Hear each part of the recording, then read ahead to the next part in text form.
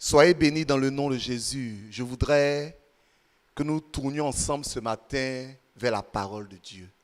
Est-ce qu'on peut juste confier ce moment au Seigneur pour que Dieu bénisse sa parole? Père, merci pour ta parole. Merci de nous nourrir et de nous édifier en ce dimanche. Dans le nom de Jésus. Amen. J'appelle le thème que je veux partager avec vous ce dimanche. Reconnaître Christ. Reconnaître Christ. Nous lisons Luc 24, le verset 31. C'est un seul verset, il est très court, mais ensuite je vais donner l'explication et le contexte dans lequel ce verset a été dit.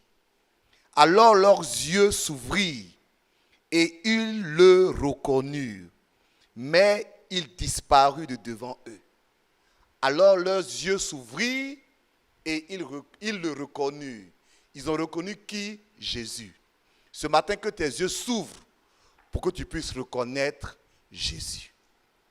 Chers amis, il y a quelques jours, nous avons fêté la résurrection, célébré la résurrection de notre Seigneur Jésus.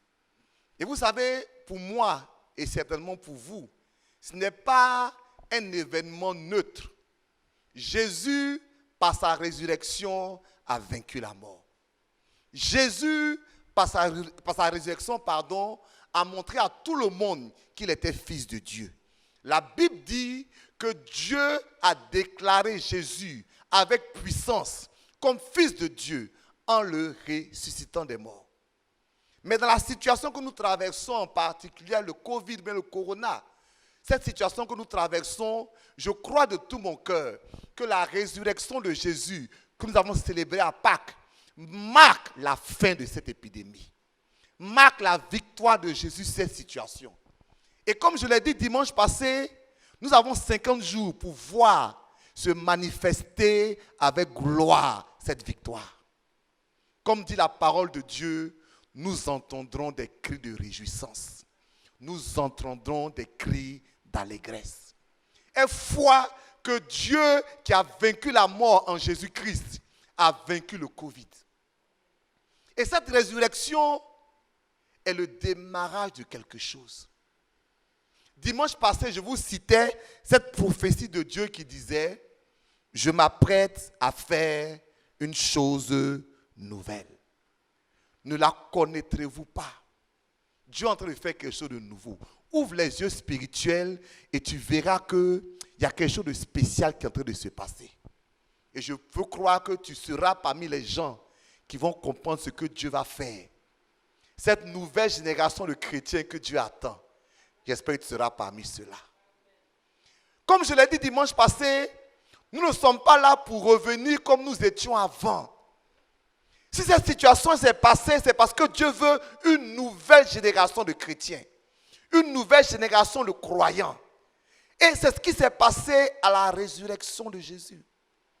Jésus s'est présenté à ses disciples. Mais ce qui est choquant, c'est que la plupart d'entre eux ne l'ont pas reconnu. Waouh! Jésus s'est présenté à Marie-Madeleine. Mais Marie-Madeleine l'a pris pour un jardinier. Jésus s'est présenté à ses apôtres. Mais les apôtres l'ont pris pour un homme qui allait à la pêche. Jésus s'est présenté aux disciples d'Emmaüs.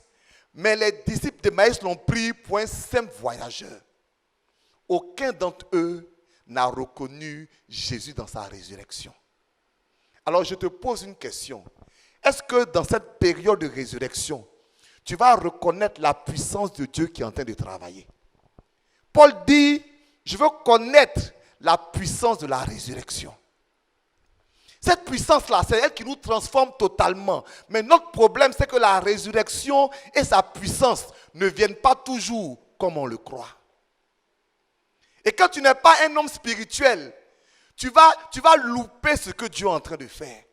Et je veux croire ce matin qu'il y a des hommes et des femmes spirituels qui sont là et qui vont reconnaître Christ dans ce qu'il est en train de faire. Chers amis, lorsque Christ a été ressuscité, il s'est présenté de 4 manières. Numéro 1, Jésus s'est présenté comme le faiseur de miracles. Numéro 2, Jésus s'est présenté comme le compagnon de route. Numéro 3, Jésus s'est présenté comme le jardinier. Numéro 4, Jésus s'est présenté comme un pêcheur. Non pas celui qui commet le péché, mais celui qui va à la pêche. Est-ce que tu vas reconnaître Jésus dans tous ses aspects dans ta vie aujourd'hui? Je vais commencer par le plus simple. C'est le faiseur de miracles. Jean chapitre 20, le verset 26. 8 jours après, les disciples de Jésus étaient de nouveau dans la maison. Et Thomas se trouvait avec eux. Jésus vint, les portes étant fermées, se présenta au milieu d'eux et dit, la paix soit avec vous. Les disciples n'ont pas reconnu Jésus lorsqu'il s'est présenté de manière simple. Mais un jour, alors qu'ils étaient dans une chambre fermée, Jésus a traversé les murs et puis il est apparu. Ça, ils ont tous reconnu. Nous n'avons aucun problème, bien aimé, à reconnaître Jésus quand il fait des miracles. En fait, ce Jésus de résurrection-là, nous croyons qu'il est ressuscité pour agir dans nos vies.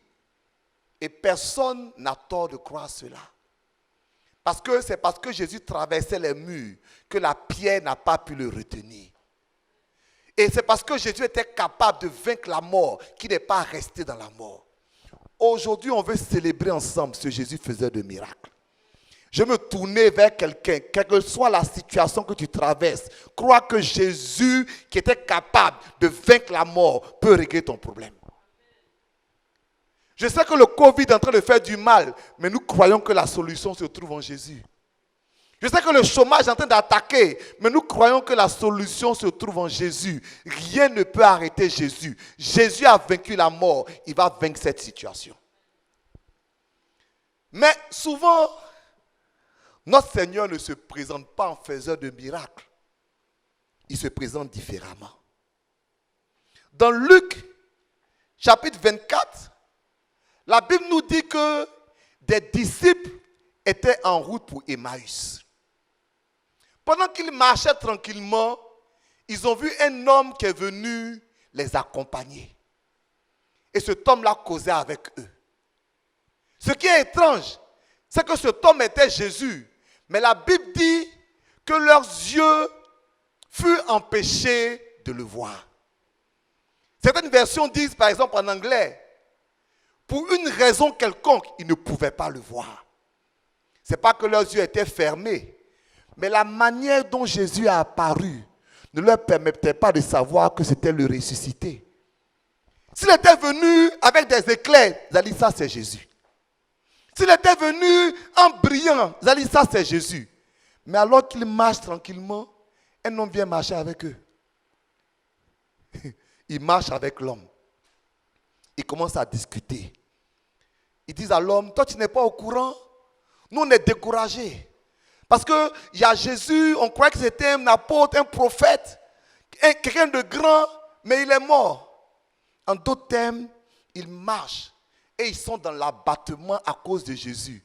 Et pourtant, c'est le même Jésus qui est à côté d'eux, mais ils ne savent pas. Vous savez, souvent Jésus se présente dans notre vie comme notre compagnon de route. Il ne fait pas un miracle instantané. Il est là pour marcher avec nous sur le chemin.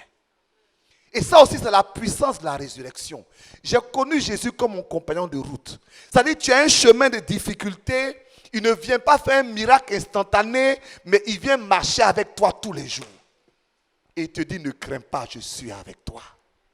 Mais vous savez, souvent, on ne reconnaît pas ce Jésus. Parce qu'on est habitué à Jésus faiseur de miracles. On ne comprend pas que la puissance de la résurrection, c'est quand Jésus vient souvent marcher avec nous. La Bible dit qu'ils ont marché ensemble pendant des kilomètres. Ils causaient. Mais Jésus était en train de leur expliquer la parole de Dieu. Il y a des situations que Dieu permet pour que tu comprennes qui est Dieu dans ta vie. Je ne sais pas si je peux parler à quelqu'un ce matin. Il y a des choses que tu vas traverser pour que Dieu marche avec toi. Et pendant que tu es en train de marcher avec toi, il va te donner des révélations que tu ne vas jamais recevoir s'il vient d'un miracle. C'est souvent les situations, la Bible dit qu'ils marchaient ensemble. Et Jésus leur expliquait les choses. Et ils disent, notre cœur n'était-il pas en train de bouillir quand il nous expliquait ces choses, il y avait la vie dans cette explication.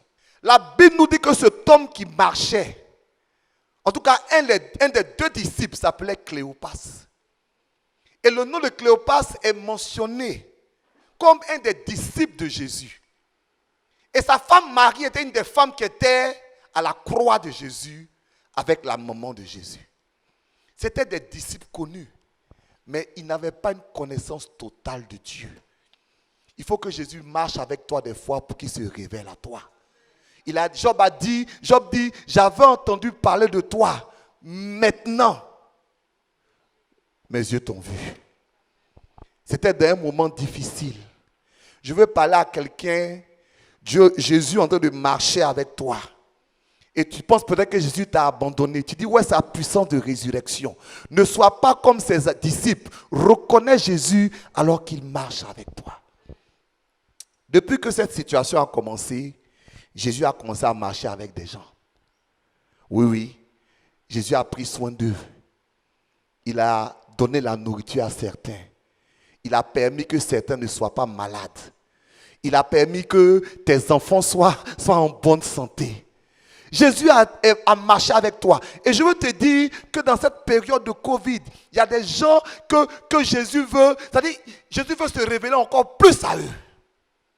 La connaissance de Dieu qu'ils avaient était une connaissance générale. Aujourd'hui, ils veulent une connaissance individuelle, particulière, personnelle. Il est en train de marcher avec toi sur le chemin d'Emmaüs.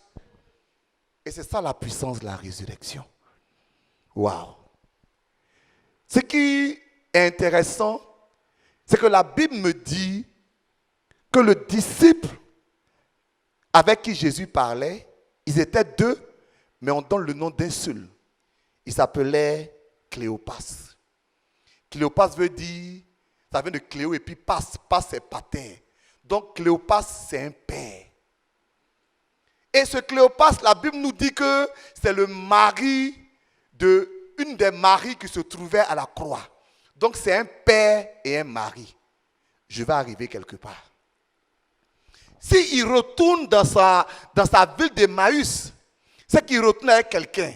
Mais ce quelqu'un n'est pas nommé dans la Bible. Or, il était avec sa femme Marie à Jérusalem. Donc s'il retourne avec quelqu'un, ce quelqu'un, c'est sa femme Marie. Donc Cléopas et sa femme retournent. Ils sont découragés. Mais c'est à ce moment-là que Jésus se révèle à eux. Je veux dire que Jésus veut se révéler à un père. Je veux dire que Jésus veut se révéler à un mari. Il veut se révéler à un foyer. Je veux te faire comprendre quelque chose.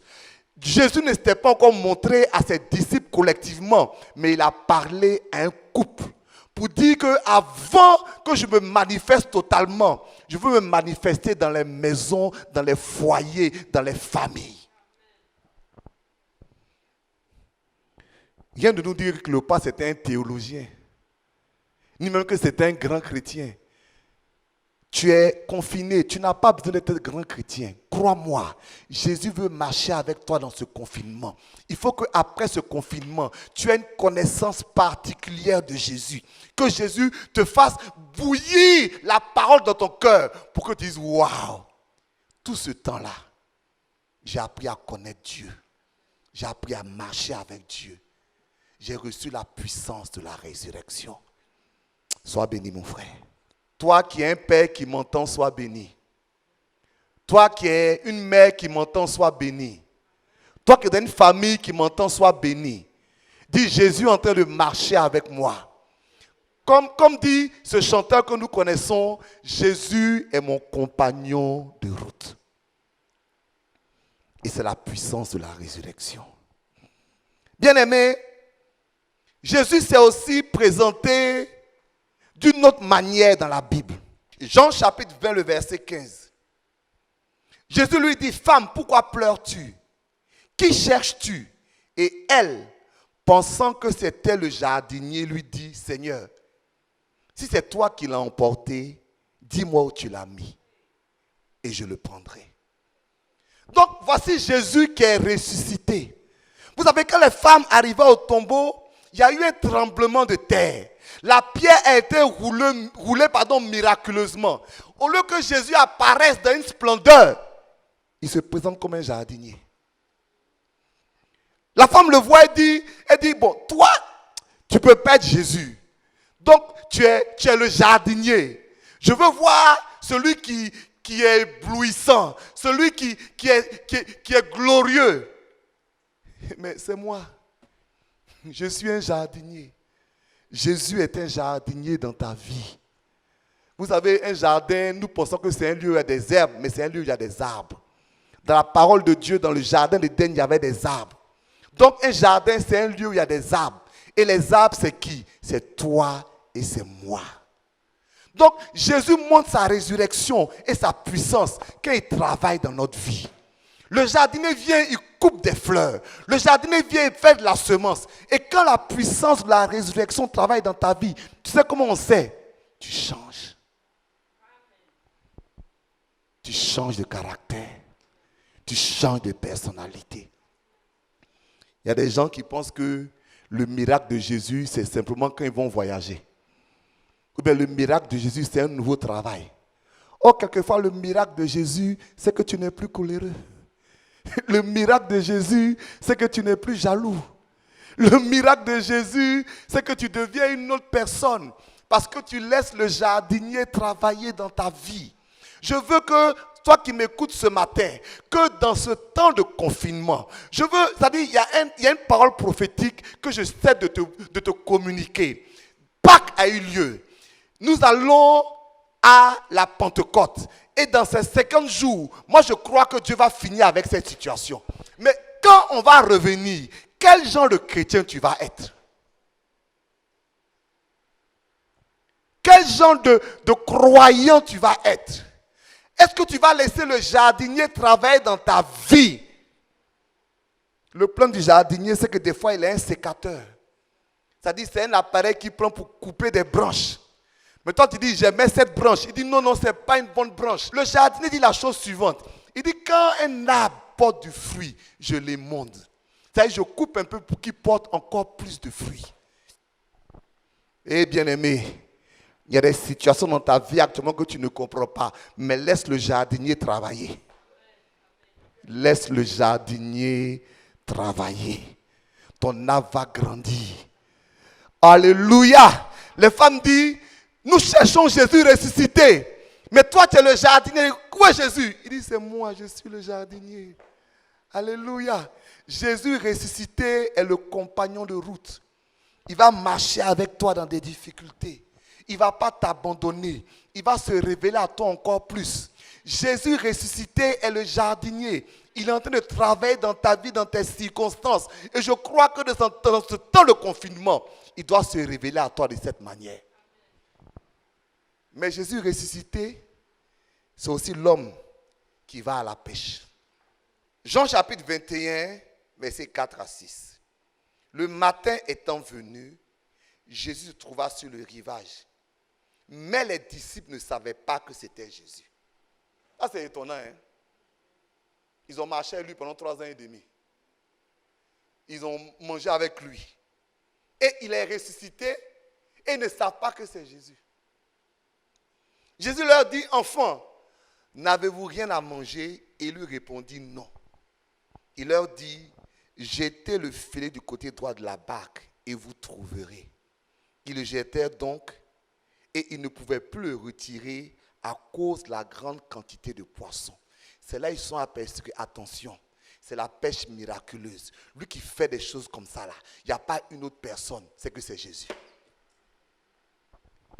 Jésus est l'homme de la pêche miraculeuse. Sa manière de se présenter ressuscité, c'est qu'il veut sauver des milliers et des milliers d'âmes. C'est-à-dire, si tu n'as pas compris que le but de la résurrection, c'est que des gens connaissent Jésus. Si tu es un véritable enfant de Dieu et que tu as compris la puissance de la résurrection, tu ne peux pas garder ce Jésus pour toi seul. Tu ne peux pas être dans ta maison être content de ce Jésus. Il y a un homme qui s'appelait Jonas. Dieu l'a envoyé pour prêcher, pour sauver des âmes. Une âme, c'est comme un poisson. Jonas, au lieu d'aller prêcher l'évangile, prend un bateau pour aller dans le sens inverse. Dieu ne dit rien. Dieu crée un problème dans le bateau. Les gens prennent Jonas, on le jette dans l'eau. Vous savez, la Bible ne dit pas qu'une baleine a avalé Jonas. La Bible dit qu'un poisson a avalé Jonas. Donc Jonas ne veut pas s'intéresser au poisson, mais il y a un poisson qui avale Jonas.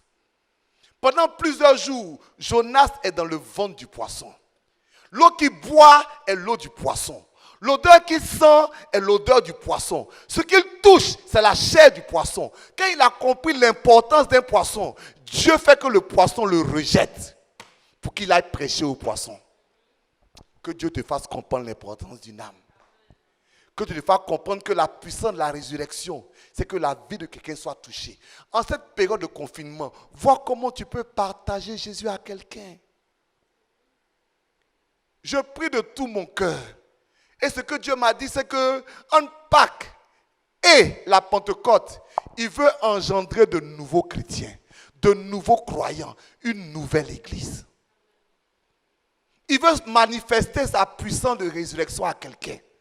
Premièrement, en se montrant comme le Jésus faisait de miracles. Pardon, dis Amen avec moi. Quelle que soit la situation que tu as, il faut savoir qu'aucune situation ne peut bloquer Jésus, puisqu'il traverse les murs. Toi qui penses que le célibat est un problème, mais il va traverser. Toi qui penses que le chômage est un problème, il va traverser. Toi qui penses que la maladie est un problème, il va traverser. Et il va se révéler à toi pour dire, me voici, fais-moi confiance. Mais Jésus veut plus que ça. Il veut se révéler comme le compagnon de route. Tu es en train de marcher sur ton chemin. Et puis il vient à tes côtés. Je suis là. Causons.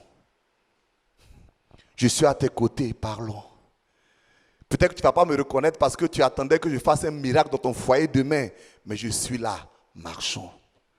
Peut-être que tu ne vas pas me reconnaître parce que tu attendais que je donne la guérison après-demain. Mais je suis là. Marchons.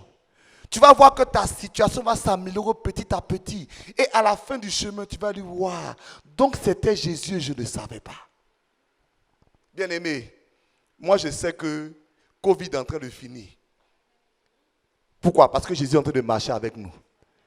Tu entends peut-être tant de morts, mais regarde comment la courbe va baisser de jour en jour. Jésus est en train de marcher avec nous. Mais est-ce qu'il va marcher avec toi?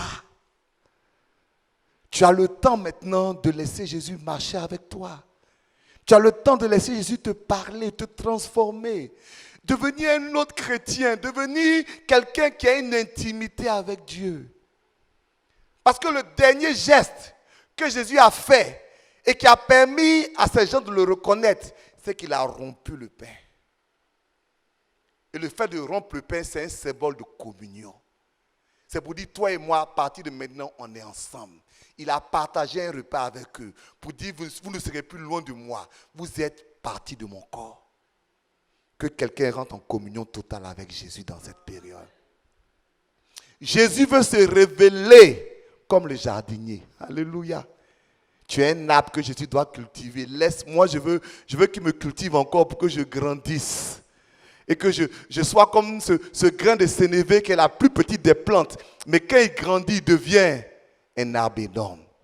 Que Dieu fasse de toi un arbre énorme. Jésus veut se révéler à toi comme celui qui aime les poissons. Est-ce que tu veux aimer les poissons aussi, toi aussi? Ce matin, que Dieu nous bénisse. J'espère que tu vas reconnaître Jésus. Jésus ressuscité. Ne sois pas comme ces disciples qui n'ont pas reconnu Jésus. Parce qu'ils n'avaient pas la compréhension de ce que Jésus faisait dans leur vie. Si tu es avec moi, lève les mains, on va prier. Et dis avec moi, Seigneur, je veux te reconnaître. Tu as dit, je m'apprête à faire quelque chose de nouveau. Mais qui le connaîtra? Ça veut dire qu'il y a des gens qui ne vont rien comprendre à ce qui va arriver. Ils ont commencé d'une manière, ils vont terminer de la même manière. Ils ne vont pas comprendre que c'est une opportunité pour que tu manifestes ta puissance de résurrection. Je te prie pour ceux qui ont besoin d'un miracle ce matin. Tu es le faiseur de miracles. Tu n'as pas été bloqué par la pierre. Tu n'es pas bloqué par les murs. Il n'y a aucune situation qui te limite à agir dans la vie. Je te prie pour ceux avec qui, pardon, tu es en train de marcher actuellement. Tu es le compagnon de route. Continue de les accompagner. Je te prie pour ceux pour qui tu es un jardinier actuellement. Tu es en train de travailler sur leur caractère. Continue de travailler. Et je te prie pour ceux que tu veux utiliser pour gagner des âmes. Seigneur, nous voulons voir la puissance de la résurrection sur nos vies. Merci de te manifester au nom de Jésus. Amen. Que Dieu vous bénisse richement. Que la grâce de la puissance de la résurrection soit dans vos vies. Amen.